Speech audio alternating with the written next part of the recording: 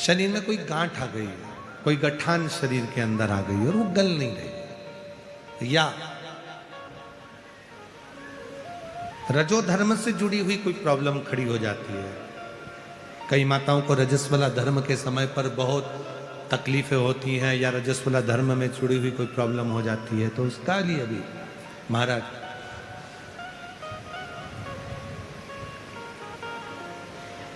गांठ को गलाने के लिए एक दुर्वा रुद्राक्ष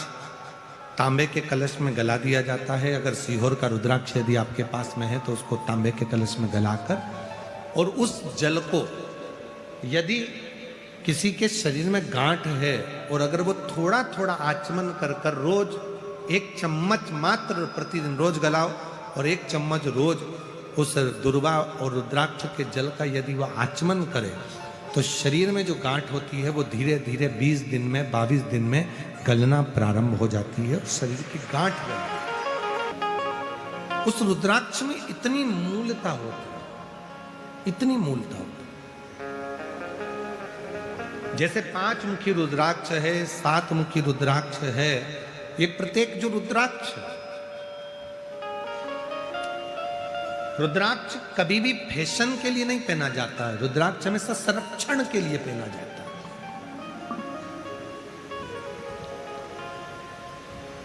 जो लोग विचार करें कि हमने रुद्राक्ष केवल फैशन में पहनना, फैशन के लिए रुद्राक्ष नहीं है, हमेशा संरक्षण के लिए, अपनी रक्षा के लिए, अपनी सेफ्टी के लिए। जैसे पहले होता था कि कर्ण के पास में एक कवच था, किसी के पास इंद्र के पास वो कवच पहुंचा, लोग कहते हैं कि उनके पास वो कवच था। शिव महापुराण की कथा कहती है आप इतना तप नहीं कर सकते कि आपके पास कोई कवच आए, आप इतनी साधना नहीं कर सकते कि आपके पास कोई कवच आए। तो भगवान शंकर ने पार्वती जी से कहा कि मेरे नेत्र अश्रु से जो ये रुद्राक्ष का पौधा उत्पन्न हुआ है और इसका जो फल है, अगर किसी मनुष्य के शरीर पर